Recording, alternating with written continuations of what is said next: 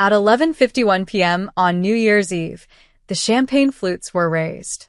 My father, James, tapped his spoon against the crystal, silencing the crowded dining room.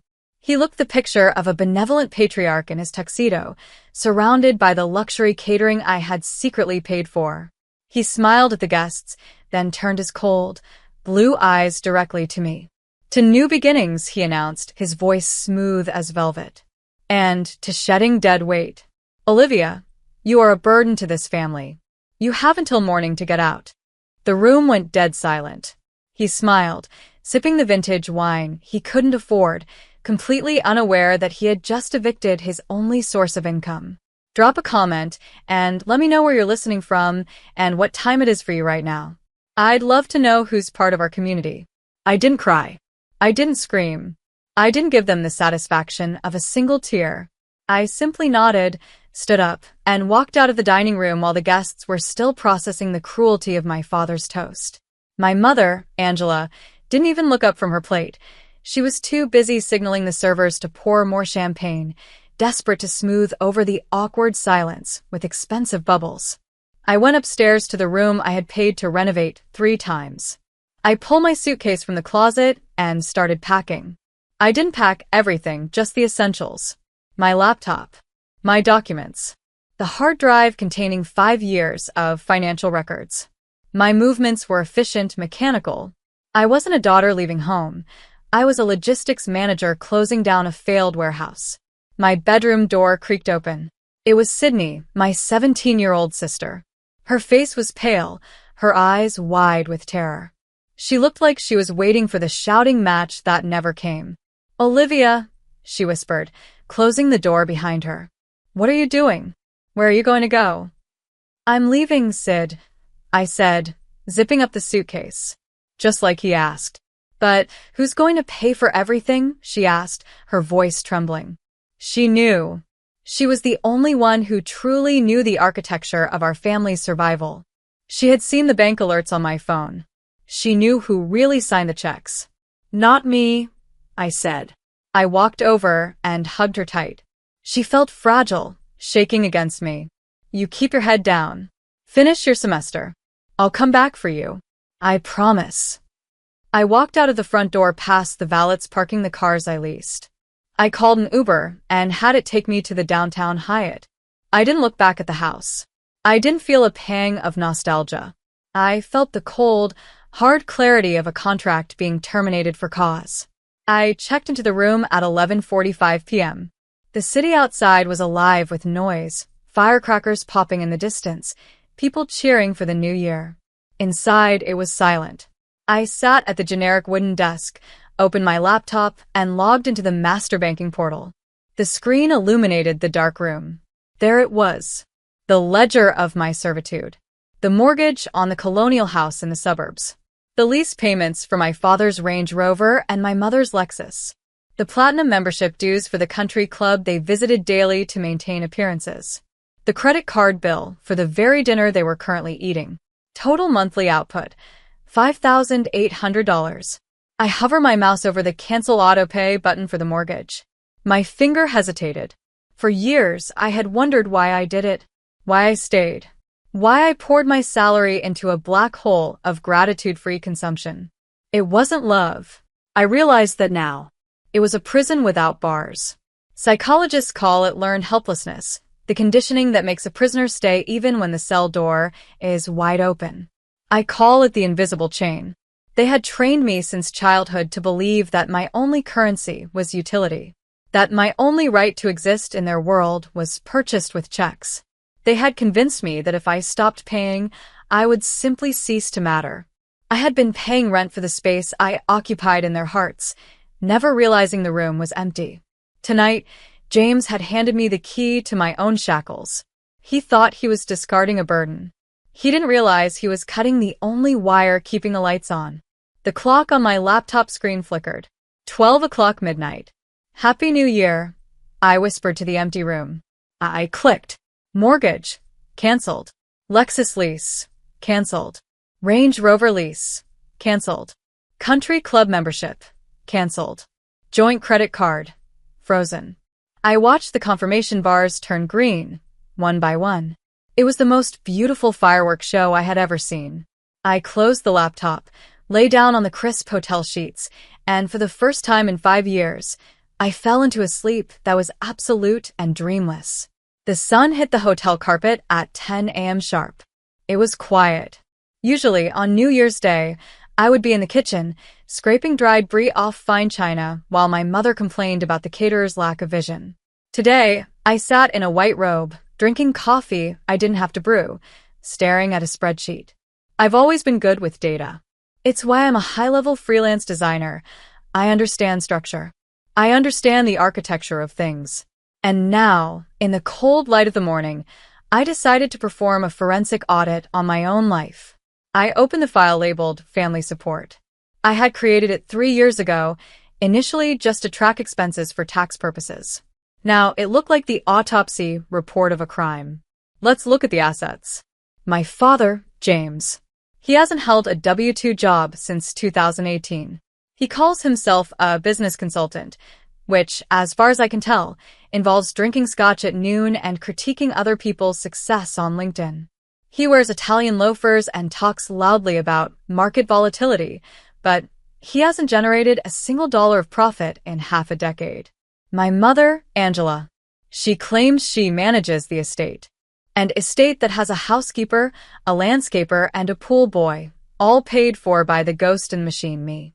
She treats the world like an audience, performing the role of the weary aristocrat, too burdened by her own refinement to work a register or answer a phone. I scrolled down to the expense column. November. Range Rover lease, $1,200. Auto repair, $3,200. I remembered that repair. Dad had hit a pylon while parking at the club. He told me it was essential maintenance, implying the car would explode if I didn't wire the cash immediately. Meanwhile, I drive a 2016 Honda Civic with a dent in the passenger door that I can't afford to fix because I was too busy paying for his heated leather seats. July, client dinner, $800. That was the night they went to Le Bernardin. They posted photos for weeks. #blessed. #success. I wasn't in the photos. I was in my apartment, eating instant ramen, working a freelance rush job until 3 a.m. just to cover the overdraft fee that dinner triggered. They didn't just take my money, they took my trajectory. Every dollar that went into their image was a dollar stolen from my own life. My down payment for a house? Gone into their country club dues. My master's degree fund? Evaporated into mom's seasonal wardrobe updates. I had convinced myself it was temporary, that they were just having a rough patch, that I was the good daughter, the safety net. But looking at 5 years of data, the trend line was flat. This wasn't a slump. It was a business model. And the product was me. I was the silent investor in a failing startup that refused to pivot. You are a burden. The words echoed in the quiet room. The audacity was breathtaking. I wasn't a burden.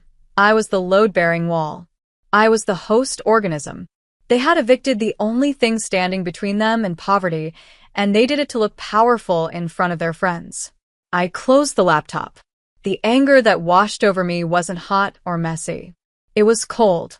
It was the precise, sterile anger of an auditor finding a massive discrepancy in the books. I rubbed my eyes, trying to summon regret, but there was only clarity. This wasn't a breakdown. It was a balance sheet correction. I picked up the hotel phone and called the front desk. I'd like to extend my stay, I said, my voice steady. Indefinitely. I had plenty of money now. After all, as of midnight last night, I had just given myself a $5,800 a month raise. 2 weeks later, the grace period ended. In the financial world, 2 weeks is the standard buffer before a missed payment triggers a notification. In my family, it was the exact amount of time it took for the delusion to crack. I hadn't heard a word from my parents. No apologies. No, please come home. Just a stubborn, stony silence. They were waiting for me to break. They assumed I was sitting in a friend's spare room, miserable, waiting for permission to return to my post as the family aim. They didn't know I was in a suite overlooking the harbor, eating room service and watching their credit score plummet in real time. Then the notification started. Not from the bank, but from Sydney. They got the letters. Her text read, "Dad is screaming at the mailman." The foreclosure warning. The notice of default on the Range Rover. The polite but firm letter from the country club regarding outstanding dues. I waited for my phone to ring. I expected James to call, raging. I expected Angela to weep into the receiver. But the call never came. Instead, my Aunt Patricia called me. "Olivia," she said, her voice dripping with that specific brand of poisonous concern unique to Southern matriarchs. "I just got off the phone with your mother. I am appalled." "Hello, Aunt Patricia," I said, keeping my voice even. "Appalled by what, exactly?" "That you would steal from them," she hissed. "Angela told me everything. How you emptied their retirement accounts before you left. How you siphoned off their savings to fund some lavish lifestyle in the city while they can barely buy groceries. How could you? After everything they did for you?" I didn't interrupt. I let her spew the venom. It was fascinating in a clinical sort of way. They hadn't admitted they were broke. They hadn't admitted they were being evicted. Instead, they had constructed a narrative where they were the victims of a grand larceny. "Is that what they said?" I asked. "They're heartbroken, Olivia. James is talking to the church elders about it. They're asking for a special collection this Sunday because their wayward daughter robbed them blind." I hung up. I didn't argue. Arguing with a narrative that well-constructed is useless. Instead, I opened my laptop and created a new folder, defamation. Sydney sent me an audio file 10 minutes later. It was a recording from the kitchen. She planned this. My father's voice was slurred, likely from the scotch he hadn't paid for. "She's been skimming off the top for years.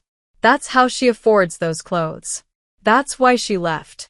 She took the nest egg and ran." "What will we tell the neighbors when the cars are taken?" My mother wept. "We tell them the truth," James snapped. "That our daughter is a thief." I listened to the clip 3 times. It wasn't just a lie. It was a psychological defense mechanism. I realized then that I was witnessing a textbook case of the delusion of the empty wallet. Psychologists refer to it as a narcissistic injury, but in my family's case, it was simpler. They had confused having with being. For James and Angela, their entire identity, their being, was constructed exclusively from what they had. The cars, the club, the house, these weren't just things. They were the structural integrity of their personalities. They were hollow shells, kept upright only by the pressure of money. When I cut the cash flow, I didn't just make them poor, I made them non-existent. They couldn't admit they were broke because that would mean admitting they were failures. So, to preserve their egos, they had to invent a villain. They had to believe I stole the money. It was the only way their worldview made sense. If I was a thief, they were still rich victims, martyrs to a cruel child. It allowed them to keep the aristocrat mask on, even as the repo man idled down the street. It was pathetic. It was delusional. And it was dangerous. They weren't just smearing my name to save face. They were soliciting donations based on a felony accusation. I didn't feel the sting of betrayal. I felt the cold resolve of a prosecutor who had just been handed the smoking gun. They wanted to make this a public battle. They wanted to involve the church, the family, the community. Fine. I forwarded Sydney's audio file to my desktop. Then I picked up my phone and dialed Chloe. "Hey," I said when she answered. "I need you to draft a cease and desist. And Chloe, make it lethal." Chloe's office was on the 42nd floor, a fortress of glass and steel that smelled of espresso and billable hours. It was the exact opposite of my parents' house. There was no clutter here, no pretense, no fake heirlooms gathering dust. Just clean lines and the cold, hard comfort of a law. I sat across from her, reviewing the cease and desist letter she had drafted. It was a masterpiece of legal aggression. It outlined every instance of defamation, every lie told to the church board, every slanderous text message Sydney had intercepted. It demanded an immediate retraction and a public apology, or we would proceed with a civil suit for damages. "It's aggressive," Chloe said, sliding a pen across the mahogany desk. "But with narcissists you have to be. If you give them an inch of gray area, they'll build a castle on it. This draws a line in the sand. I don't want an apology, I said, picking up the pen. I just want them to stop. I want to be a ghost to them. I signed the document. The scratch of the pen against the paper felt final. It was the professional escalation I needed. I was no longer the daughter, hiding in a hotel room. I was a litigant. We'll have a process server deliver it to the rental property they're eyeing, Chloe said, organizing the file. We'll also send a copy to the church elders, just so they know the theft narrative is legally contested. I nodded, feeling a weight lift off my chest. We were handling this. It was business. Then my phone buzzed against the table. It wasn't a text. It wasn't a call. It was a priority notification from the credit monitoring service I had signed up for the night I left. New inquiry detected. American Express Platinum. I frowned. I hadn't applied for a new card. I picked up the phone and tapped the notification. The details populated the screen. The application had been submitted 10 minutes ago. The applicant's name was Olivia Marie Vance. The social security number was mine. The income listed was mine. But the billing address was my parents' house. What is it? Chloe asked, her lawyer instinct sharpening instantly. Someone just applied for a platinum card in my name, I said, my voice flat. With a $50,000 limit. Chloe spun her monitor around and typed furiously. Check the email associated with the application. I scrolled down. It wasn't my email. It was angelavanceevents@gmail.com. My mother. She hadn't just applied. She had forged my digital signature. I stared at the screen, waiting for the hurt to come, waiting for the sting of maternal betrayal. But it didn't come. Instead, I felt a cold, clinical fascination. They were drowning. The lease payments were overdue, the mortgage was in default, and the country club had likely revoked their privileges. In their desperation, they hadn't looked for jobs. They hadn't downsized. They had decided to cannibalize my credit score to keep the lights on for one more month. She's trying to fund the winter gala, I realized aloud. Tickets went on sale today. $500 a plate. She needs a table for 10 to maintain her standing on the committee. She was willing to commit a federal crime to buy a table at a party. Chloe stopped typing. She took her hands off the keyboard and looked at me. The warmth of friendship was gone from her eyes, replaced by the steel of legal counsel. Olivia, listen to me very carefully, she said. This isn't a civil dispute anymore. This isn't family drama. This is identity theft. It is wire fraud. It is a federal crime. I know, I said. You have two choices, Chloe continued, her voice hard. Choice A is you call the company, cancel the application, and tell them it was a mistake. You cover for her. But if you do that, you are accepting liability. You are telling the world that her debts are your debts. You are signing up to be their safety net forever. She leaned forward. Choice B is we report it as fraud. We file a police report right now. We send that report to the credit bureaus. It clears your record instantly. But once we file that report, it's out of your hands. The credit card company will pursue her. The district attorney will pursue her. She will be arrested. The room was silent. The city traffic below was just a hum. I looked at the application on my screen. I looked at the cease and desist letter on the desk. I thought about the 5 years of bills. I thought about the eviction toast. I thought about the smear campaign at the church. They had escalated every single time. When I paid, they demanded more. When I left, they slandered me. Now, they were trying to steal my financial future to buy centerpiece arrangements. If I stopped now, if I showed mercy, they would never stop eating me alive. They would drain me until I was as hollow as they were. I looked at Chloe. File the report, I said. Are you sure? She asked. There is no going back from this. I didn't commit the crime, Chloe. She did. I'm just the witness. I picked up my coffee cup. Call the police. 3 days later, the inevitable explosion occurred. It wasn't a phone call or a text message. It was a physical breach of my perimeter. I was sitting in the lobby of my new apartment building, a sleek high-rise with 24-hour security that I had moved into the day prior. I was going over the final details of the fraud report with Chloe when the commotion started at the front desk. You can't keep me from seeing my daughter." The voice was unmistakable. It was the boom of a man who had never been told no in his life. I looked up to see James pushing past the doorman, his face a mottled red, veins bulging in his neck. Angela was right behind him, looking less like an aristocrat and more like a cornered animal, her hair disheveled, her eyes darting around the lobby. They had found me. Sydney had warned me they might, but seeing them here, invading my sanctuary, triggered a spike of adrenaline. But it wasn't fear. It was the cold, sharp focus of a hunter watching prey walk into a trap. "Olivia!" James spotted me. He stormed across the marble floor, his footsteps echoing. "You ungrateful, vicious little." He stopped 10 feet away, not because he wanted to, but because the building security guard stepped in front of him. "Sir, step back," the guard ordered, his hand resting on his belt. "She's my daughter," James screamed, pointing a shaking finger at me. "And she's trying to destroy us. She cut off our money. She stole our future. She's a thief." People in the lobby, neighbors, delivery drivers, the concierge, stopped to watch. My mother seized the audience. She burst into tears, a performance I had seen 1,000 times. "We gave you everything," she wailed, clutching her purse. "We raised you. We loved you. And you report your own mother to the police? Over a misunderstanding? How could you be so cruel?" I stood up slowly. I smoothed the front of my blazer. I didn't look at the crowd. I looked directly at them.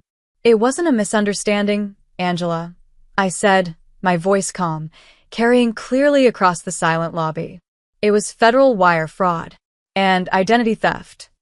It was for the family," James roared. "To save our reputation, which you have ruined." "The leasing company took the Rover this morning, Olivia. They took it right out of the driveway while the neighbors watched. Do you have any idea the humiliation?"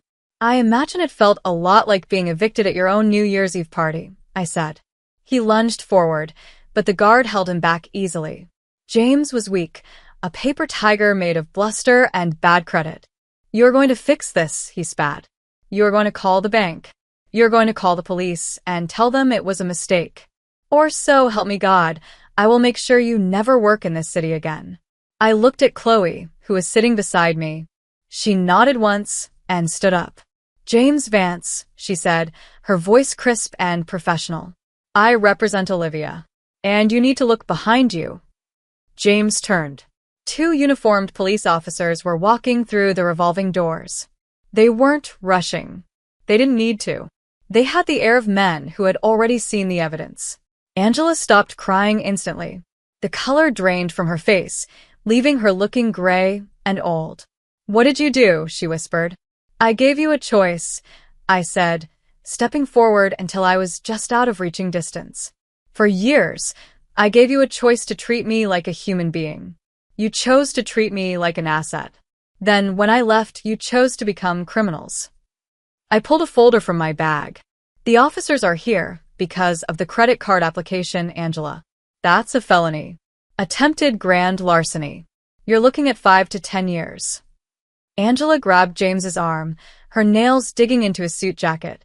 "James, do something." But James was staring at the officers, his bluster evaporating into terror. He wasn't a fighter. He was a bully. And bullies crumble when the rules change. However, I continued, opening the folder. "I am willing to offer one final deal.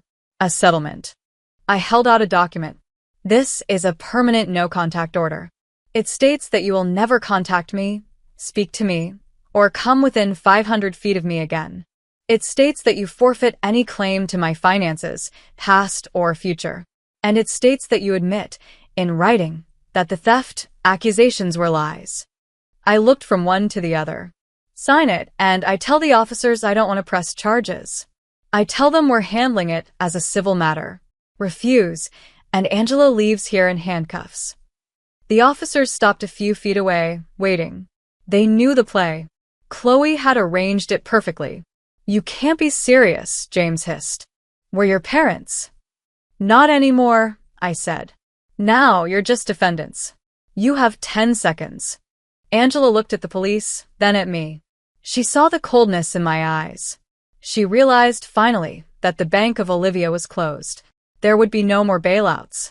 No more mercy. "Give me the pen," she sobbed. She signed it against the lobby wall, her hand shaking so hard she tore the paper. James signed it next, refusing to look at me, his face a mask of impotent rage. Chloe took the document, checked the signatures, and nodded to the officers. They stepped back, relaxing their posture but keeping their eyes on James. "Get out," I said. "Olivia." My mother started, reaching a hand out. "Get out." They turned and walked toward the doors. They looked small. They looked defeated. They looked like exactly what they were, two people who had bet everything on a bluff and lost. I watched them go through the revolving glass, stepping out onto the sidewalk where their Uber, not a limo, not a luxury SUV, was waiting to take them back to a house they no longer owned. The security guard nodded to me.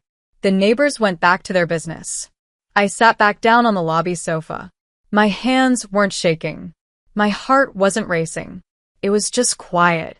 The kind of quiet that comes after a storm has finally, mercifully, blown itself out. 6 months later, I woke up early. Not because I had to, but because the sun was hitting my balcony and I wanted to watch the city wake up. I made coffee in my own kitchen, poured it into a mug I had bought just because I liked the color, and stepped outside. My phone buzzed. It was a text from Sydney. "Just finished my last exam. Packing up the dorm. See you tomorrow?" "Can't wait," I typed back. "Your room is ready."